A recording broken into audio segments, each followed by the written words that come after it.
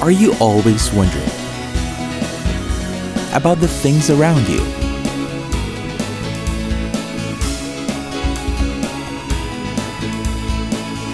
Do you always have the need to find out? Then, this is the show for you. Learn what makes things tick, or how they simply came to be.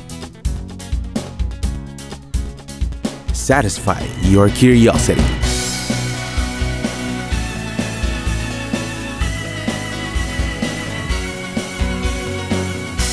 Welcome to another episode of Curious. Printer.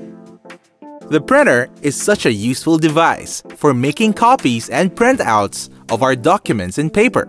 Whether if you are a student or a professional, you probably use printers for your daily tasks. But first, what is a printer?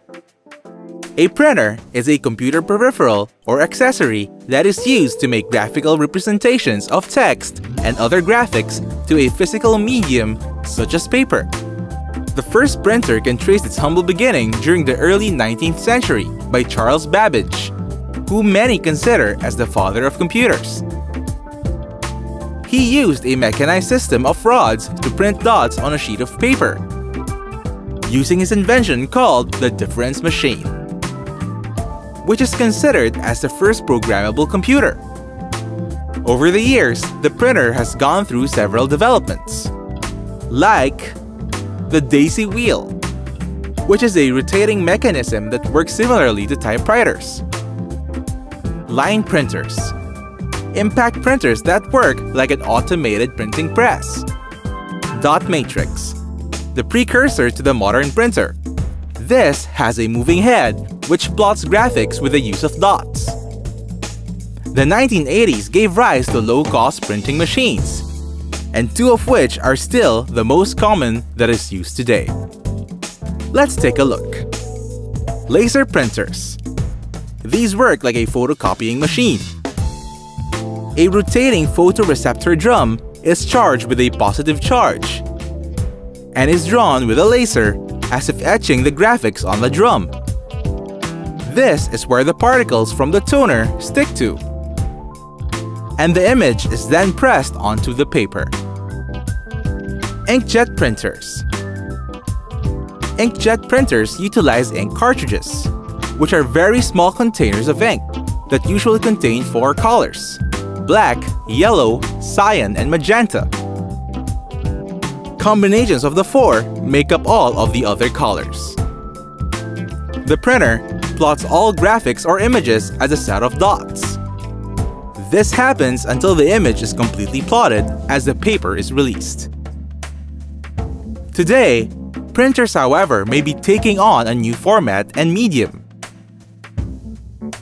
The rise of digitized reading content and a heightened environmental awareness towards conserving paper consumption may lessen the need for printers in general.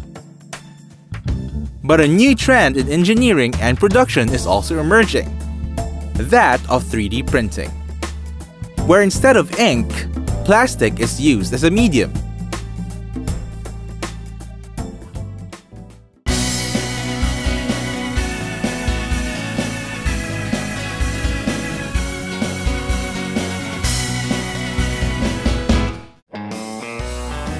Touchscreen. Do you still remember when our phones had buttons? Today's devices have done away with buttons and keyboards in favor of a more streamlined, sleeker input device, the touchscreen.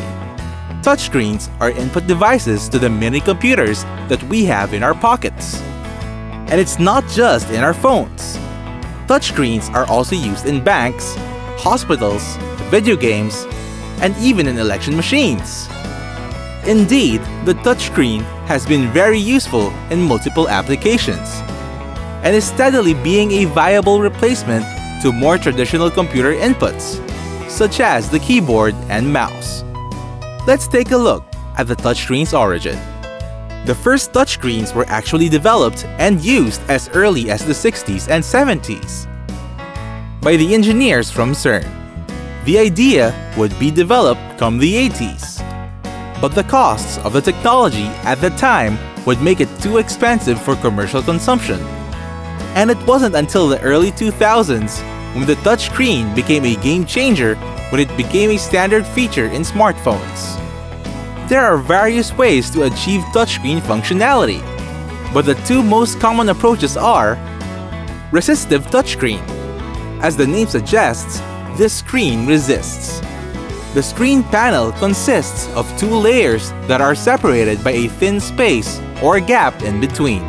The bottom layer has a conductive connection to the computer, and the other layer, or the resistive layer, makes up the outer surface.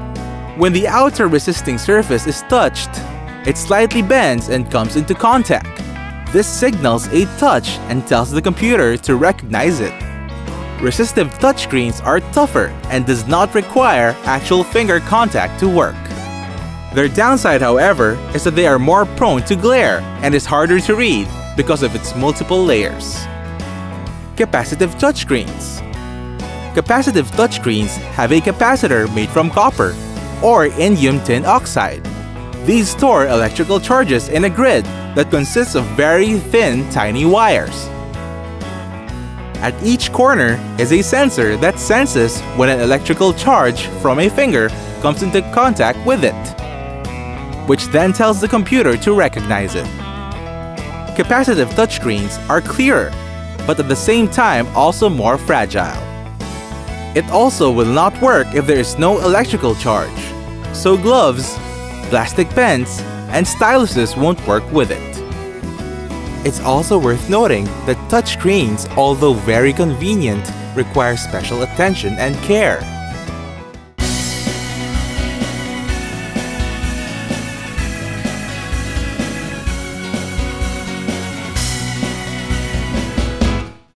Lenses. Lenses are optical devices that focus light into a single point. Because of this, lenses can focus to form an image. This primary function of lenses are what gives it its numerous uses. Reading glasses, magnifying glasses, microscopes, telescopes, cameras, and almost all devices related to imaging all use lenses. The term lens actually comes from the word lentil, the food grain. It was named because a lentil viewed from the side resembled a lens. Lenses are made from transparent materials like glass. This property allows light to pass through it.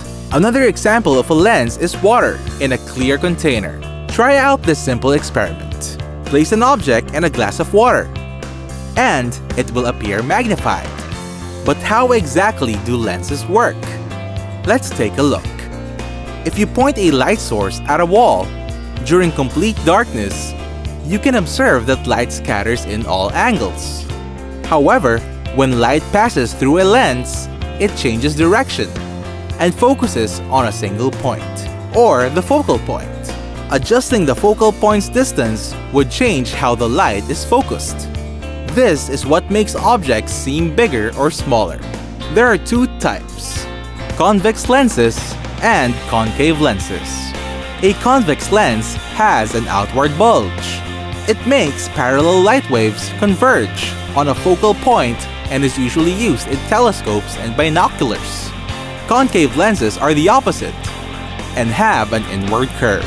It makes parallel light waves diverge or spread out and is usually used in projectors and flashlights. Compound lenses are a combination of both types and allow users to move and adjust focal points. A great example is the lens in a DSLR camera. If you look at a camera lens, you can see that it contains a couple of layers of lenses inside. Rotating the focus ring shifts the lenses forward and back. This allows the camera to focus and capture images clearly from different distances. But did you know that a type of lens is the most common thing that you use every day? It's more common than you might think. Our eyes themselves are lenses. Think about it. When light hits our eyes, it is refracted and focused to a sensor or the optic nerve. The optic nerve sends this focused light as a signal to our brain. The optic nerve sends this focused light as a signal to our brain. where it is interpreted, and that's how we see things. Notice how people with bad eyesight need lenses in the form of glasses or contacts to fix their vision.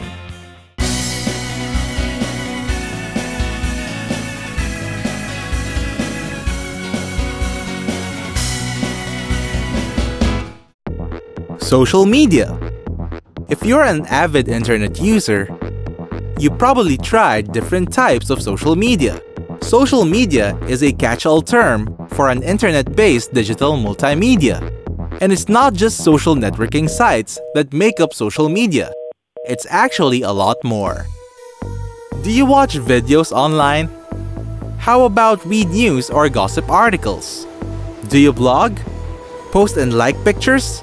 How about leaving a comment on your opinions? Did you like or unlike a post? Or maybe you shared something that you like online. These are the many and varied ways that social media manifests itself online.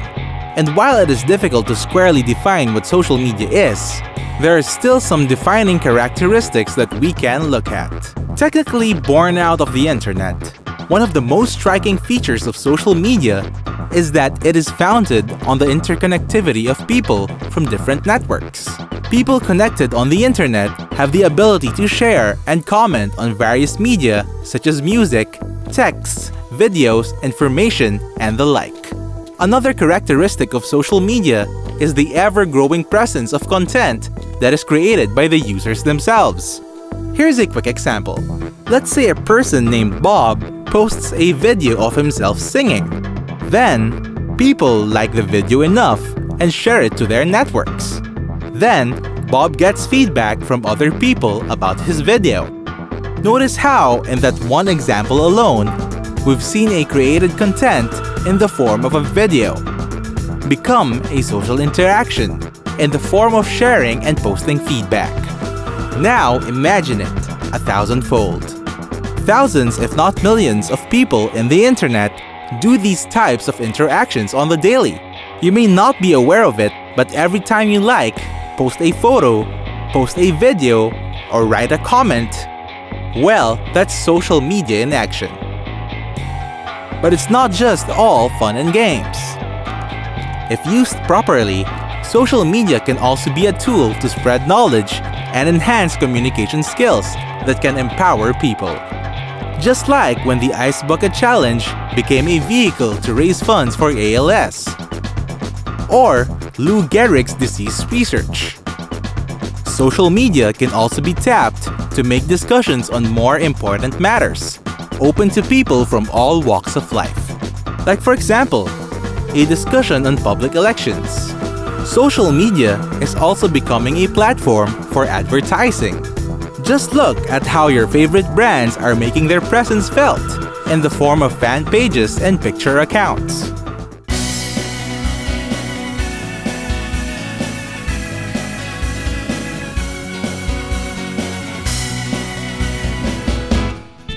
Time. What is something that happens every day? What seems to give everything a start and finish? Well, let's talk about time. Time is happening right now. It happened yesterday and will happen tomorrow. Events and occurrences happen in time. We always think that we don't have enough of it. But what exactly is time? Time is a concept. Time is the continuous progression of existence and events. To us, we perceive time as it happens in the present or now. After that, everything is classified as in the past or before. Then, those that are yet to happen are in the future. However, as easy it is to describe what time is, or what time does, it's a bit more problematic to define it. There are two main camps or viewpoints regarding time. The first is the Newtonian concept. Isaac Newton believes that time is a fundamental structure of the universe. Time itself is a dimension where events occur in sequence. The other is more of a thought definition from mathematician Gottfried Leibniz and philosopher Immanuel Kant. They hold the view that time is a fundamental intellectual structure and is not a thing in itself, but rather a thought mechanism where humans sequence and compare events. However, for us, knowing about time and how to measure it holds countless significance. Throughout history, measuring and recording time meant that people could observe patterns and live according to it. Our concept of days, minutes, and seconds passing by are rooted in time. People observe repeating events and base time on it. The rising and setting of the sun, the phases of the moon, sand falling in a funnel, the changing of the seasons give a sense of time passing by. This means a lot of things, like knowing when to wake up, eat, sleep, or travel, and basically everything that we do. Based on this, man eventually learned to make time-telling devices, or the clocks that we use. Sciences like physics, biology, agriculture, chemistry, and everything else is observed in time. Memories, and by extension, the recording of past events, is also an observation in time. Knowing patterns observed in time also helps us to plan for future events, whether if it's just an outing next week or when you plan on getting married.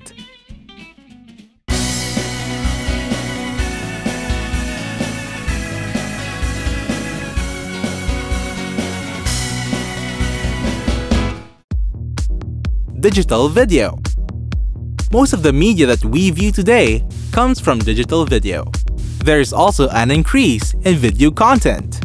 Today, it's as easy as pressing record and uploading a file. Video cameras are everywhere, in your phone, or as standalone units. Today, we'll take a quick look on how a video camera works. But first, here's a quick history. Digital camera recorders or camcorders came as a progression from the film cameras of yesterday, where frames were actually stored as pictures in a long celluloid strip. Once played at the proper speed, the pictures create the illusion of motion or video. During the late 1990s to the early thousands, digital image processing technology took off. First with cameras, then with videos. Here's how a digital video camera works. Of course, as with all imaging devices, everything starts with a lens. When a subject comes in front of the lens, light from the subject is focused by the lens to an internal sensor. This sensor is called the charge-coupled device, or the CCD. What the CCD does is it takes the light coming in from the lens and stores them into an image format made up of small dots called pixels. Each image and movement is stored as a frame that will constitute a fraction of a video. Once the light is processed, the CCD turns the frames into data in the form of ones and zeros or binary. This data contains each color and contrast level for each pixel and frame of video. Then, the video is stored in a storage medium or memory. Earlier digital video was stored into mini DV tapes, and sometimes in CDs. But the development of smaller and more reliable storage media meant that digital video could be stored in more spacious yet portable devices. This also meant that larger and better images that used to take up a lot of memory are now possible. Remember when HD digital video came into the scene during the early 2000s? Today's video sensors and storage media can process and store videos that has 4,000 pixels, whereas previously it can only do up to 480 pixels.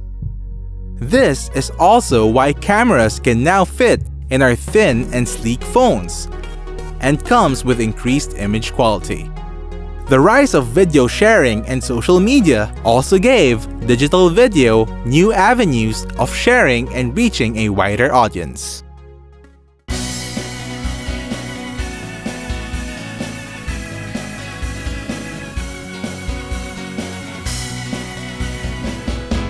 Hip-hop. It's more than just music and a fashion statement. There's more to hip-hop than meets the eye. Hip-hop can trace its roots to a subcultural movement from the 1970s African-American and Latino street culture of New York. The word hip-hop has various origins, most notably used as a term originally meaning a military cadence march. As a cultural movement and art form, hip-hop can be roughly grouped into four main focus areas. Rap music, the oral component of hip-hop, characterized by repeating steady rhythmic beats, and is usually accompanied by a rap or a rhythmic flow of spoken words with an emphasis on rhyming. Rap traces its roots to African tribal and spoken chants. It's also common for rappers to battle or trade improvised raps, or what is known as freestyle or freestyling. Most of rap's lyrics cover a diverse range of topics, anything from politics to everyday life. Turntablism or DJing.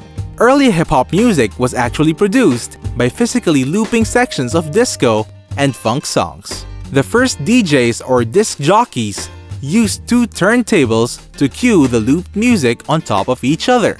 Eventually, the technique got developed into record scratching. The resulting music and beats became the basis for the rhythmic hip-hop sound, a steady breakbeat percussion with flowing instrumentals. Today's modern digital equipment, such as computers, synthesizers, and even digital turntables, are also used in producing hip-hop music. B-boying or breaking. Developed in the 70s to 80s, breaking or b-boying is the dance style associated with hip-hop. B-boying and breaking is characterized by big angular moves, rhythmic choreography, and some stunts. The style borrows heavily from street dancing and other cultures like Afro-Brazilian dance. Over the years, this style of dance has evolved into other branches of dance that are quite popular today. Dance battles or contests are also common in the breaking community, where dancers would pit themselves to alternating rounds of dance. Graffiti is the visual medium of the hip-hop subculture. It was born out of the counterculture of protest that eventually evolved into street art. Today, graffiti still blurs the line between art and vandalism. Graffiti artists' medium of choice is usually spray paint. This is favored because it's fairly light to carry around. From being a largely underground street movement, hip-hop became a worldwide phenomenon with the rise of music television or MTV, which helped promote hip-hop in the mainstream. You've just seen another fun and informative episode from Curious. As always, if you have the questions, then we're here with the answers. Stay inquisitive and stay informed. Catch us again next time on Curious.